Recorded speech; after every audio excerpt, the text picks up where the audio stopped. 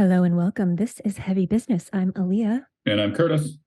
And today we are here with Dan DeFonce of TKO Booking now. Dan, thank you for coming on the podcast. We really appreciate it. Yeah, I'm stoked to be here. Thank you for having me. Of course. So Dan is now with TKO Booking, but he did have a stint of several years actually with Continental Touring. And do you also take on independent clients? Mm-hmm. For booking. Yeah. And he's just got a lot of wisdom to offer in this realm. I'm going to talk mostly about touring, but adjacent topics as well. Yes. So before we get started, would you be so kind as to give a brief summary outside of in a little bit more detail, just a little more detail about your history and what you do in the realms of rock and metal? I already have a follow-up question for you, Dan. So go ahead, and I got the follow-up already. I guess my history with being a booking agent goes back 17 years. And it started really when I was in local bands, but I was always kind of handling the booking shows and stuff like that. And then I just I don't know, I guess I was good with networking and making friends with people, like promoters and venues and stuff. So it was I was always in charge of booking our shows for the most part. And then I got the last band I was in, I got tired of it. And then I quit. And then I started my own booking agency called Love is Arson Booking Agency. It was actually based off a very old Converge song. And then I did that for how long did I do that for? I did that for a while. And then I started an agency with a friend of mine, Mike Zemer from So What Music Fest and Third String Productions, called the Phoenix Agency. But that only went for like a year, and then I got hired on to Continental. Before it was Continental, it was called Rock the Nation, and then we changed the name a little bit later on, and then I was at Continental for 8 years, and then I came over to TKO. When did I come to TKO? February of 2022. Yeah, so it's been a long time, 17 years doing this since I was like 19 years old. I'm 36 now. So it's always been metal for the most part. A little bit of pop punk here and there, a little bit of indie rock, like very, very little. And then a lot of metal, mostly metal. And every subgenre of metal. Yeah, and I gotta ask on behalf of every band that ever contacts me or Leah or anyone else, can you please go over the difference between what you do and management? Please. Please. So there's sometimes, I mean, booking agent is just handling your band's shows, tours, and festivals too. That is the job of a booking agent. It's they contract your shows and your festivals and everything. They make sure you get paid and everything runs good. But it's we don't. There are some bands and still are that I will help with some management stuff if they don't have a manager. You know what I mean?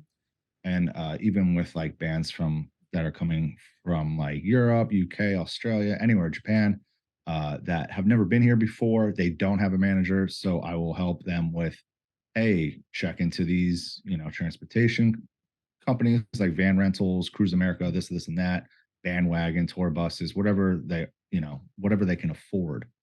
And, I'll help them get any crew, drivers, TMs, sound guys, light guys, photographers, videographers. So I will help with all that. I mean, there's also bands that, have a manager that, sometimes hey, we can't find a driver, anybody or something like that. So I will help with that. But, I don't have to.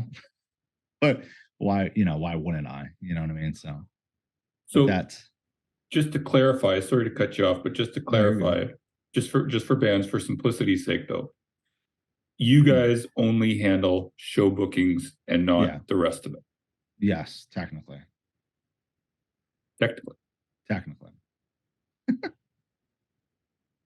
I mean, I could assist with more stuff, like I Well, said. yeah, of course. Okay. Yeah. Okay. I But thought yeah, that was technically, yeah, that's it. That's the agent's job, getting the band tours, Yeah. booking them their tours, if they're going to headline, that's the agent's responsibility to book, help get the support for the tour, bands and stuff, and booking all the shows.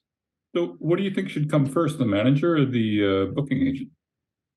Either or. Hard one. Well, let's I say mean, you're if like it's a good manager, I mean, they'll get you an agent. True. No. But let's say they're like they're a band, they're just getting signed to a label, they don't have a manager so far. There's a lot of bands like that actually. Yeah, I mean, so what would you say? Like not every band really needs a manager either. I found bands like young bands, and there's like this one guy or girl that's just so smart.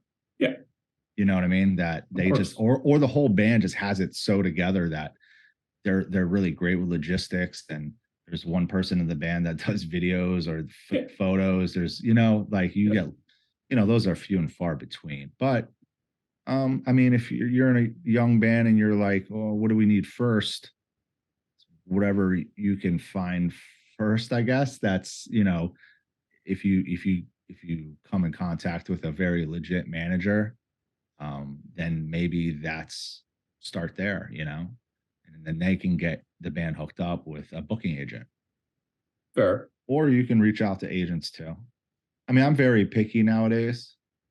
Definitely very, very, very picky. I mean, I have to really like the band, you know what I mean? But back to that question, yeah, I mean, it's either or. I think you just walked into my follow-up, and I really hope Aaliyah doesn't get mad at me again for stealing all the questions today. So we get bands, like we do PR, I'm sure you know that. We get bands all the time asking us about, can you hook us up with a booking agent? Do you know anyone that might be doing it? Yeah. And they just kind of seem to think that you can just get a booking agent. Can you kind of go over what the process is for actually getting a booking agent interested in working with you? I mean, for me, like a lot of people think I have like tons and tons of bands always hitting me up. It's really not the case. I probably have like, I probably have like a few a week, maybe a handful, some weeks, none, you know what I mean? Like nobody. But most of the time I'll listen to it, if I'm like swamped with other things I'm doing, I might forget, to be honest with you. So like, I hope bands don't get offended by that, but like, it just depends when I get your email.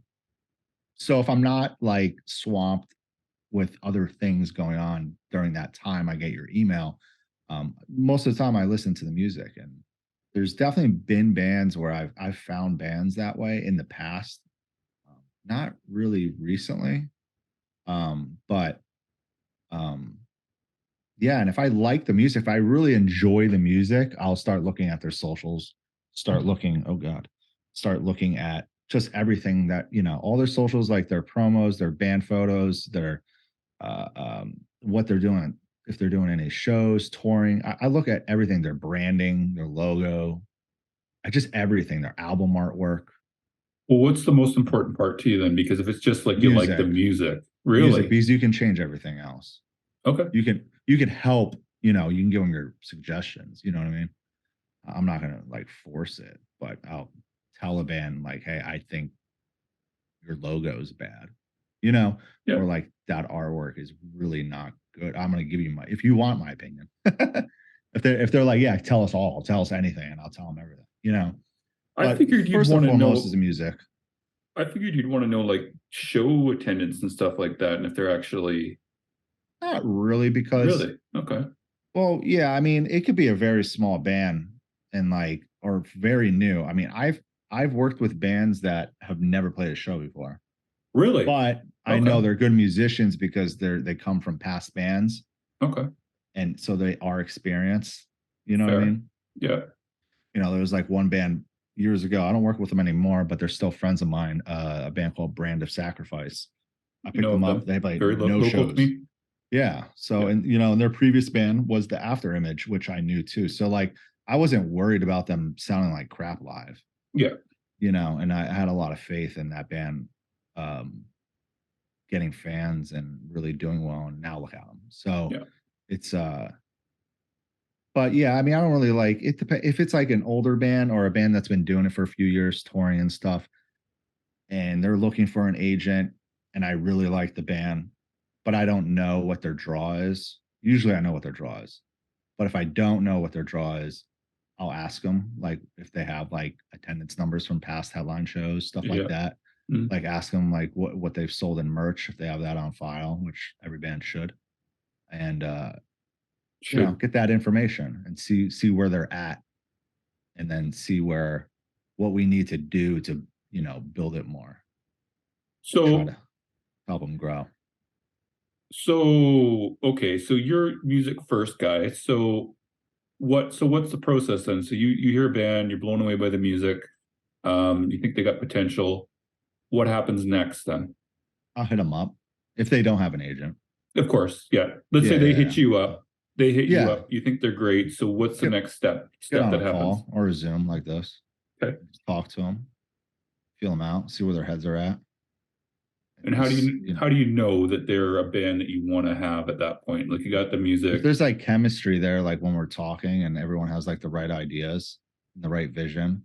Cool. You know, and I feel like they're all level-headed people, because you always come across people in bands that are just like, you know, they'll be like burnt out, or they have some crazy ideas, or no, I don't want to do this or that. You know, they have like their own ways of doing things, but you know, I can disagree with those and tell them that, like, you should change this if you want to excel and get bigger. But yeah, I mean, it's just all about, you know, definitely the music at first, and then getting on a call, and then seeing if like we vibe well together. We're on the same, you know, wavelength, I guess you could say. Cool. And, you know, see if it makes sense or not. Cool. I'll stop my follow-up now. Okay. Well, I'm going to follow up with a question that you wanted to ask, because it's if we get too far away from the topic, then it feels weird to bring it back.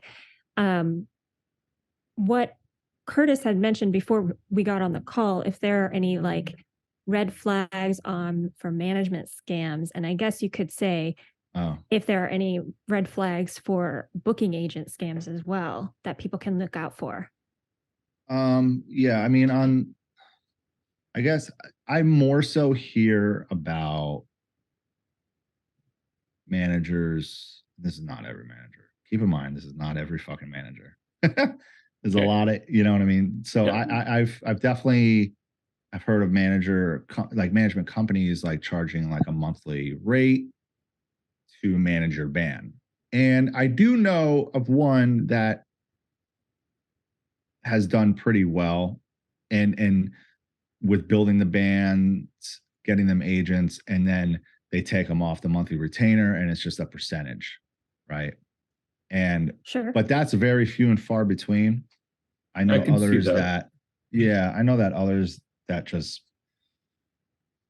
pick up a lot of bands, and you're like, man, what band is this? And like, you know, everyone has their opinion. I'll go listen to some and I'm like, wow, it's not good. Yeah. Sorry, but like, it's not good in my opinion. I'm like, wow, what the hell? Why are they paying them? You know, or whatever. But that's just their way of doing it. I don't think that is the right way. And you know, and like I said, I also don't think a lot of bands actually need a manager, but it also depends on the people in the band. Like, if I have some bands that don't have a manager, that just have it together and they can handle everything. Right. You mentioned that earlier. Yeah, and it depends. It just all depends on the band. But I definitely highly suggest that if, you know, you're talking to a manager and they want a monthly retainer, unless they're like, they have a very good track record, and the retainer part will then get switched into a percentage when the band starts moving and starts touring and things, you know what I mean? So that then the manager can still get paid, you know, then that's can be okay, but definitely be careful. Agents though, I don't think I've heard of any agents doing a monthly retainer. I could be wrong. I mean, there might be some out there. How do they get paid? Because you never said. How do booking agents make their money then? Oh, percentage. Okay. It's a percentage. which in like North America is usually just 10% of their guarantee. Of the Nothing off show, merch. of We the don't show, touch nothing, merch. nothing else. Okay. Yeah. Like whatever the band gets paid at the show, you get them, and then any back end that the band makes, like they get like a bonus after expenses and everything. Yeah. So that's what we get. So then a booking agent's going to want a band to do like a long tour with a lot of dates because they're not maybe not going to Not get really. I mean, it just depends. Like, Okay. I have a good amount of bands, so like, if I'm picking up a smaller band that is, going to take a minute to, get them on the road a few times a year, it's okay with me if I really love the music. I have some like older bands like Zayo, for example, who like will do, I don't know how many shows we do a year, 20, 25 maybe. I think I could be saying more. I think it's around there, maybe like 20-ish. And then that's okay with me because I'm a huge Zayo fan. And sorry, my dog loves coming in here. That's fine. He keeps distracting me, but he's like the star of the pet show. stream. Yeah, it's all good. But yeah, like it depends on the band. Like some, when I picked up Zayo, they were like, we can't tour full time. It's going to be like a week here and a week there, maybe some shows around a few festivals, and that's it. I'm like, that's fine. Nice. Okay. Yeah. That's something I wanted to ask about actually, because I do see a lot of, I'm seeing it more now where a band will be maybe on a section of a tour for like a week or week and a half. Yeah. And it's like becoming more common, maybe because people have to have full-time jobs and they have limited PTO. It can be and stuff that. Like that. Yeah. It's like, I feel like it's like a mix of that or the headline band of that tour just wants a special guest on certain dates, in their region. So if a band is from the Southeast, it's like what we just did with the Ingested tour that just ended. For example, we had 4 different, special guests on the tour. So we had in Florida, we had Implosive Disgorgence on the Florida shows because they're from there.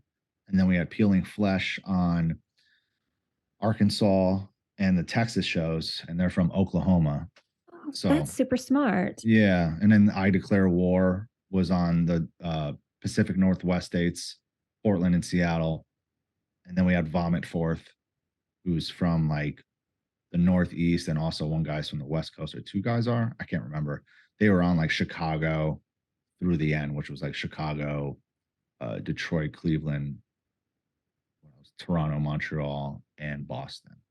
I would imagine that works really well for those bands as well, because they have to be close to where their home base. Yeah, and they get to play some killer shows too.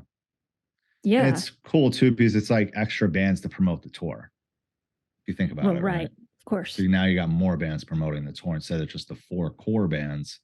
Now you got 4 more posting about it. So you now got 8 bands promoting the tour. Yeah, and then you got people like me who want to go home early and bitch about it. Yeah, I mean, I do too. Do you? No, I mean, it depends on the show. Like that show, I was stoked as fuck to be there. It was awesome. I wanted to go to it. I just Chicago, and then I drove. Yeah, then I went to Detroit. I drove to Detroit the next day, very hungover. But the show was a fucking blast. Both of them were great. I like doing that too, just because like a lot of these promoters are like friends of mine, and like we've been doing business together for some of them a very long time, like up 10 years.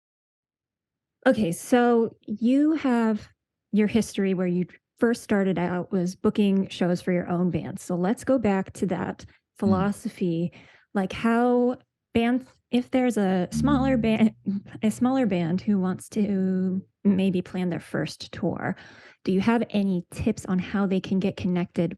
Yeah, where to start? So if you're clueless on any promoters outside of your hometown, let me think how you should try to find promoters in other cities. I guess the best way to really do is go look at other bands' tour flyers and see what venues they're going to, like bands of your size or a little bit bigger, right? Because your band, if this is your first time and you're trying to get the hell out of your hometown, right? And you're clueless on who the hell to contact. I mean, you could go do that and then go to the venue's websites and find contact info there. If nothing there, you could go.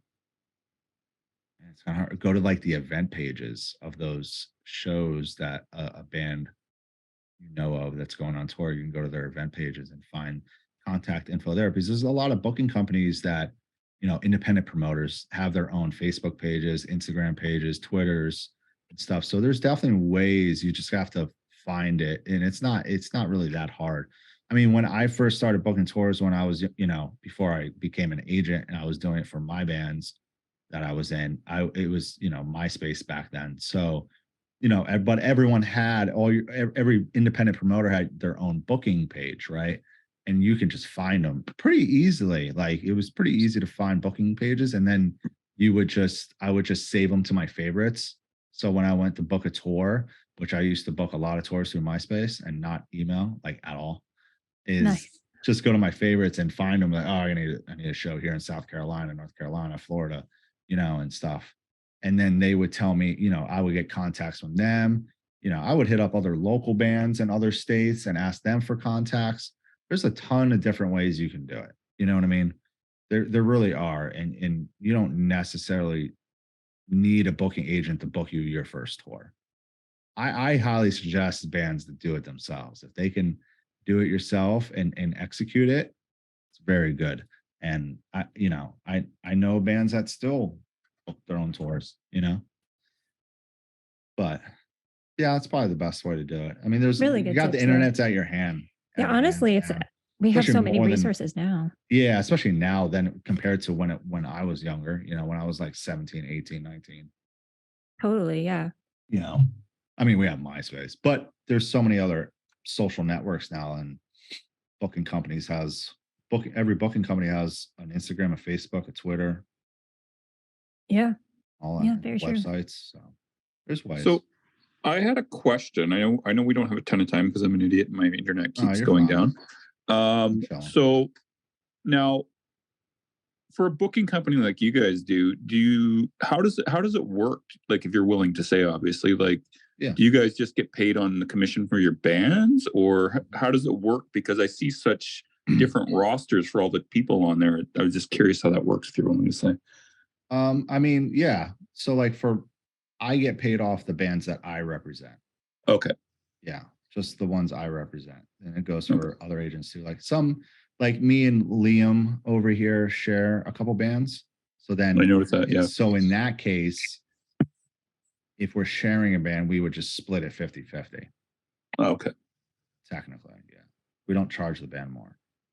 Cool. Like, over here is kind of cool because, like, I can go to Mike or Andrew, Davita, you know, anyone here, and like be like, hey, you have a contact here. Hey, you have a better, you know, you have a relationship with this agent, you know, can you submit this band for their tour, you know, stuff like that. Or if I need a hand somewhere, you know, with a festival that I've never gotten bands on before, but, you know, maybe Mike has, you know, they'll, you know, intro me or, you know, whatever, you know, they can submit it for me. So we definitely, you know, we all try to like lean on each other and help each other out, because even, you know, the other guys will come to me and be like, hey, who do you know that books at this venue or whatever, you know, or who books this band or books this festival that I saw you have a few bands on that fest. I've never heard of it before. I would like to pitch this band that I work with for it, you know, I'll intro them for it. But yeah, like when a band has like, some bands have like 2 or 3 agents sometimes. I've noticed. Yeah, and it's cool, but the band's not paying more for that. It's just because, you know, it depends on the band. But yeah, that's pretty much how it works, though. Cool. Cool. And then I had one more kind of follow-up-ish question, which was kind of like, you mentioned about booking for festivals. So how important is that for you guys? I would imagine festivals probably don't pay as much as regular shows, I would imagine, or am I mistaken? Some pay a lot more. Okay, fair. Yeah, fair. Some pay a lot more. Fair. I guess it depends on the fest, depends on the band too. Okay. It's a smaller band getting on a festival. On a big fest, you'll probably they'll probably get paid like what they would normally get paid at like one of their headline shows. Okay, fair Maybe enough. a little more. It depends. It really Fair. depends on the band. It depends on the fest. Okay. Like Mexico pays bands a lot, and those festivals do really well down there. So, you know, so it depends really. It's case by case. Yeah. What's the area that you guys like to book? Like, what's the best area to get a band in then? Would it be North America, South America, Europe? What do you actually think is the best? It depends on the band, but you Sure. know, I work with a decent amount of bands from Europe and the UK, Mhm. and they prefer touring here over where they're from because Americans love love merchandise. So they make a lot of money on merch over here compared to Europe and the UK. No offense to anybody in Europe or UK. So But interesting. that's just, yeah, it is. It is. So there are a lot of those bands love touring here. It's like their main source of income. Even after all the expenses they pay to get the hell over here, they're still Interesting. going home with more money than they would have on a tour in like Europe. It's crazy. It's very crazy. Interesting. It is. It's very interesting. I know.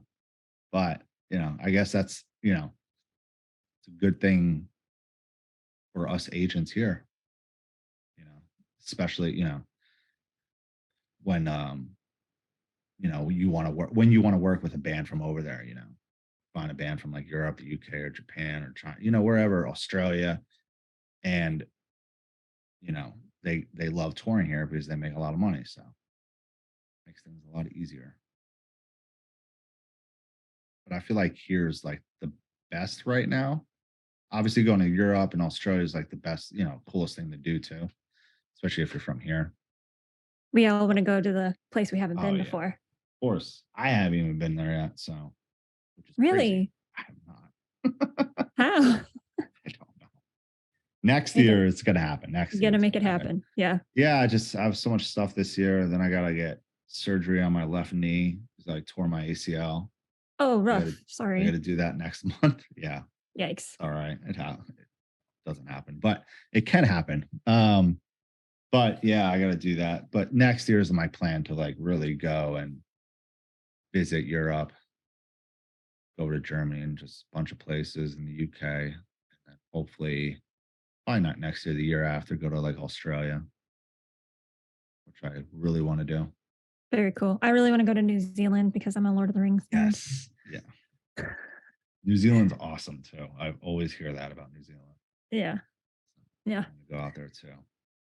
Well, we are running out of time, but I do want to ask about tour buy-ons. Now, I did listen to you talking about this on the Unmuted show. If anyone wants to check that out, that was like a couple years ago, though. So, what's your take on buy-ons? Should bands do them? Under what circumstances? Well, before you ask that, Aaliyah, you should qualify it a little bit here, because I want to like just as a qualifying question is what percentage of tours that he books are buy-ons would probably be the first question to ask. Probably less than 1%. Okay. I rarely have band like I think the last time I had a band buy onto a tour of mine was in 2015. So what is the advantage for the booking agent on that? Because if the band's spending money and they're not making any, how does that benefit a booking agent if they do that? Sometimes the band still gets paid. Oh, okay. For the shows. It's a low guarantee, like something like anywhere between 100, 200 bucks a show. Maybe more. It depends. It's like that's definitely a case by case. Okay. The benefit, and it's all up to the headliner. Like if the headliner wants a buy-on band because they have some high expenses they want to try to, you know, put if they can get a buy-on band for the tour, take that money and put it towards the tour bus. Yeah. Cut that bill down by X amount, you know, that band. But I rarely do. I mean, I know of some bands that buy on tours. I know of tours. There's lots. Yeah, and I know of tours that have had buy-on bands and still do. Mm-hmm. Do I suggest the bands to do that? Not really, because you don't want to be like looped into this category of being a buy-on band. And it might be hard for you to break out of that. I think the best thing for a young band to, if they're financially able to do it, is to offer, money for marketing. So if you're submit your band for a tour and and the band has the funds for it, for example, like, hey, we can contribute $1,500 or it depends on the size of the tour, right? If it's a huge tour, like it's going to do like 1,500 plus people a night, maybe, hey, we can contribute like $5,000 towards marketing. You could do it like that, or you just tell them you buy on for X amount of money. It's up to you, but I wouldn't necessarily do it, because then you really do get looped into like this like category of being like a buy on band, and you really don't want that. I've definitely seen bands come out of that, and really take off and not have to buy on to like bigger tours anymore. But yeah, I mean, I'm not really a fan of it, to be honest with you. Do I get bands hitting me up asking if they can buy on the tours? Yeah, from time to time, but it's not often, really, at all. And I none of my bands, at least, ever asked me for, hey, can we try to find a buy on band for like our headliner or something like So that. that's interesting that you're saying bands come to you asking if they can buy onto a tour. Yes. Can we talk briefly about how to pitch your band for a tour? What should be included in that email? Don't make it long. Don't make it long. Okay. Don't make it like The cardinal rule of emailing in the music industry to anyone is don't be long. Yeah, because like, you can have slow days. Like today's like kind of a slow day for me. But there are times where I'm booking like 10 tours at once, or whatever, 5 tours at once. So like I'm waking up to like 100 emails, so if your email is in that mix and it's like 5-paragraph essay, I'm gonna like glance at it and be like, I can't handle that right now. Because I have, what I mean? Because I have like these tours to book, and that's my priority right now.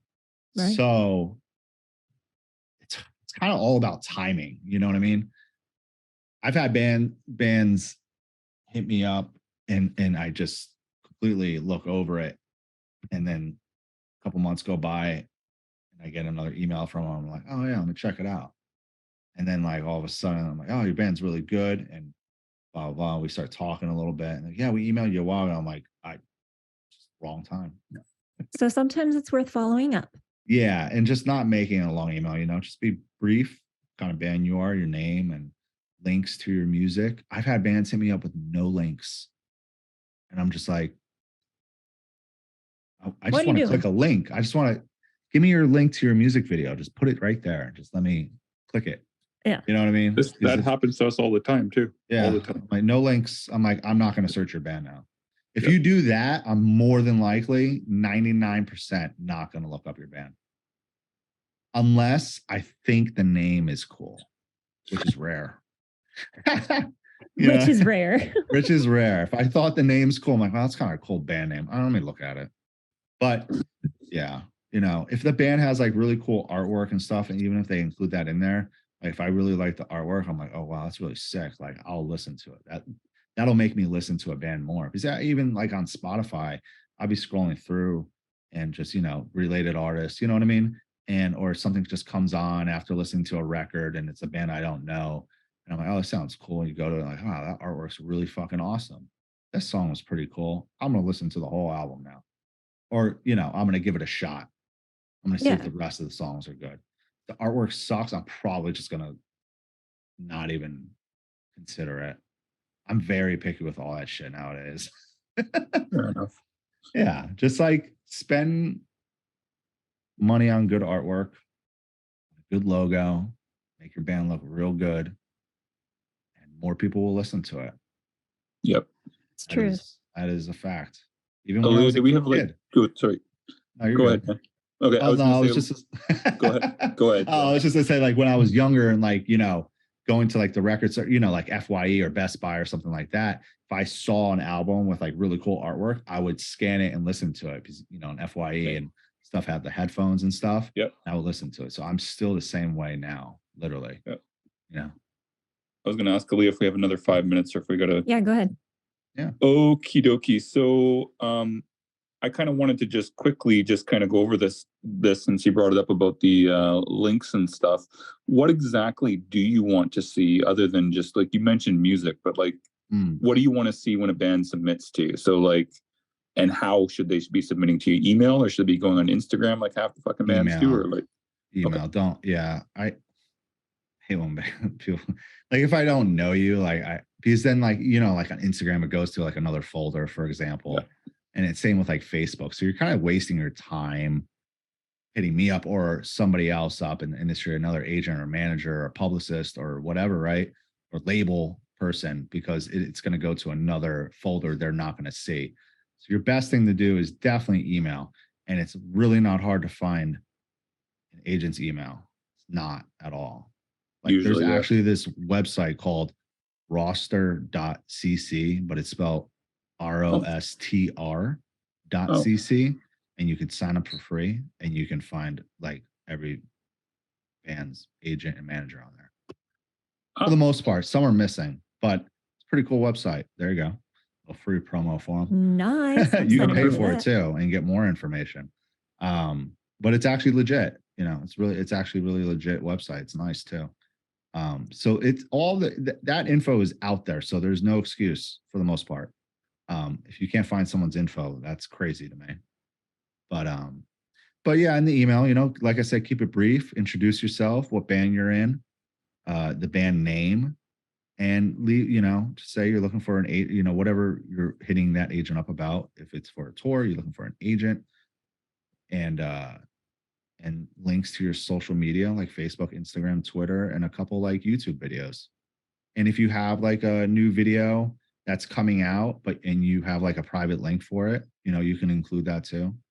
If you have a new record coming out, make a private SoundCloud and put it up there and just give that link as well if you want. I like that. When a band does that, I'm like, oh, let me go listen to it. That's cool. I want to hear something unreleased. Cool. Yeah. Awesome. I just find it amazing because we all I think all three of us contact each other via Instagram at first, and we always tell people don't do that. Yeah, right. It true. Depends. I mean, you can. But this is I don't know. I'm the same way though. I'll be like, if it's business communication with someone you haven't met yet, someone you've never spoken to, email is always the best choice. I'm just amused because I reached out to Dan after I knew he was doing the podcast and just said, "Hey, how's it going?" on Instagram instead of emailing him, and I'm just laughing. Yeah, but when I pitched him to come on the podcast, that was an email. Yeah. Fair. I'm just laughing because that's how I reached out to him, was through Instagram. So I would have responded to you guys. I mean, I definitely would have responded on Instagram, but I appreciated the email. I was like, nice email. Thanks. I'm just always in front of my email, so it's just like, why wouldn't you? I'm not on really social media at all during the day. A little bit if like I'm bored, like I have nothing going on. I finished everything I needed to do. Then I might go on for like a few minutes, but definitely not on as much as I used to, Try not to be. I wanted to actually ask you just quickly again. I'm sorry, Aaliyah. I know we're very limited on time. You probably are starving and need to eat. I'm okay. I had a snack. I had some dried mango before this, so I'm good. That's good. How did you build up your contacts when you first got started? Because like this is a common question. Like for someone like who's doing booking, like you said you were like 17, 18, I think you said when you started. So like, how does this work? You just waltz in and say, I'm a booking agent?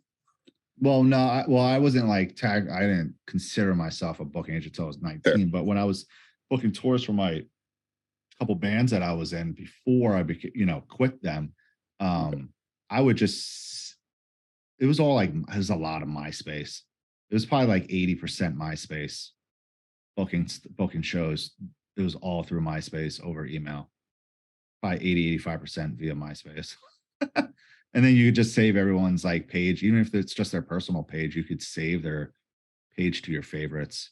So then I would just like remember everybody. I still do. I don't have like an Excel sheet of booking contacts.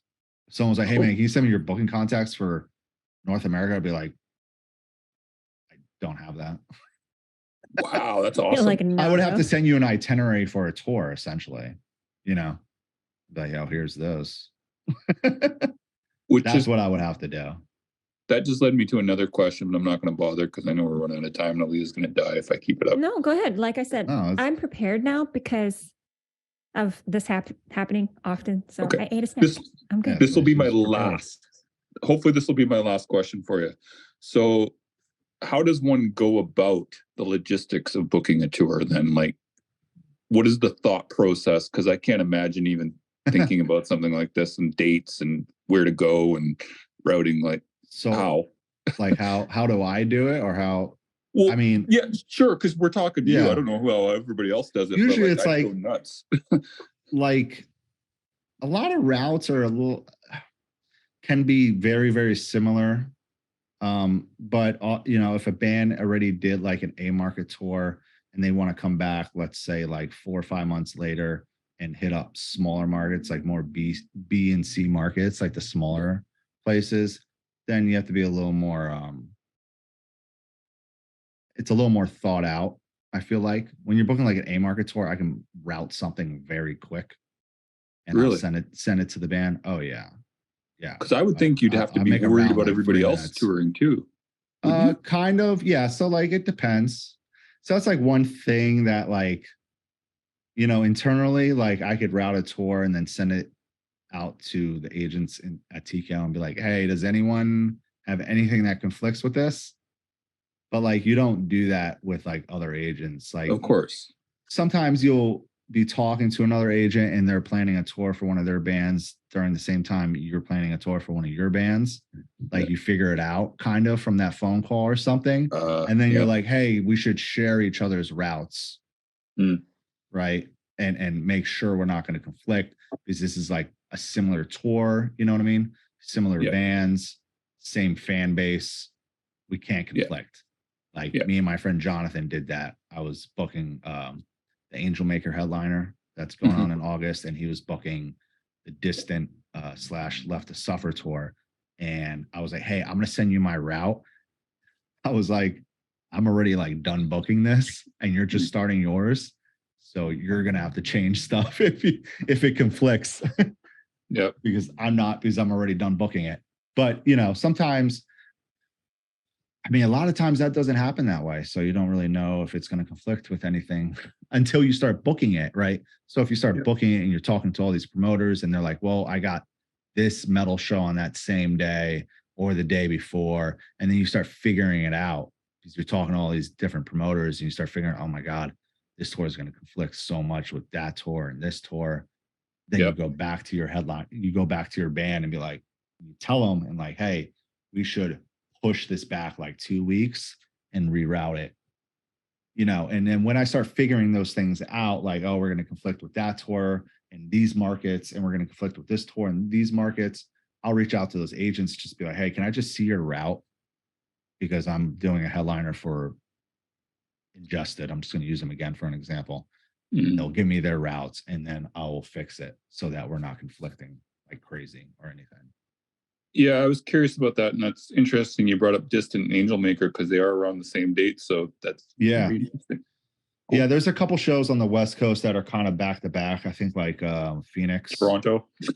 Is it Toronto too? Yeah, 29 and the 30th, I think is what it is. Because I was like, look at both of them, going, I should go to that one. Well, we're doing the Distant PR, so I should probably go to that one instead. Oh yeah. So it happens. It sucks sometimes. I've had bands compete against some way big tours, but sometimes come out on top and it's still, you know, we still do well, which is nice. But I got one last part of it. I'm sorry, Aaliyah, I swear to God. So let's say that you do book a tour and it's something like similar to this one with Distant Angel Maker, and it all the dates conflict, you didn't know till later. What happens in that case? Do you just carry on, or do you have to do a quick reroute of everything? If it's not announced, Yeah, it's up to the band what they want to do. fair. I don't think I don't know. I can't really recall if I've been in that situation before. Fair if enough. I caught it like before we announced, you know what I mean? Fair enough. Like I'm booking a tour right now for a band of mine. And I know, or sorry, my friend Meredith from Victims, who I work with Victims, Mhm. her band's on the tour, and she noticed that the Motionless in White and Knock Loose tour fell on the same day as Minneapolis and Chicago. Ooh, Like, oh fuck, can't do that. nope. So then I took out Minneapolis, sorry Minnesota, and and put Chicago like a day earlier, and it'll be Mhm. fine. So that's how we kind of avoided that. But yeah, I've never really like had to like, I never like booked an entire tour and had to like redo the entire thing because we were conflicting so hard with another tour. Hopefully that doesn't ever happen either. Yeah, knock on wood. Yeah, Geez, that would suck. I mean, I've seen it, so I mean, hey, good. Oh yeah, we've all seen it for sure. Yeah. Mhm. Okay, Aaliyah, I'm going to shut up because I know you're probably All starving. right. Oh, well, we could have talked a bit longer, maybe quite a bit longer. Honestly, this is a very interesting topic and there's a lot to say on it. Maybe Yeah, we'll there's have you definitely a back lot. sometime if you're willing. Yeah, I'm down. Sweet. I'm always down. I'm Well, free. awesome. And everyone listening, thank you for listening. And until next time, make like a bull and throw those horns up.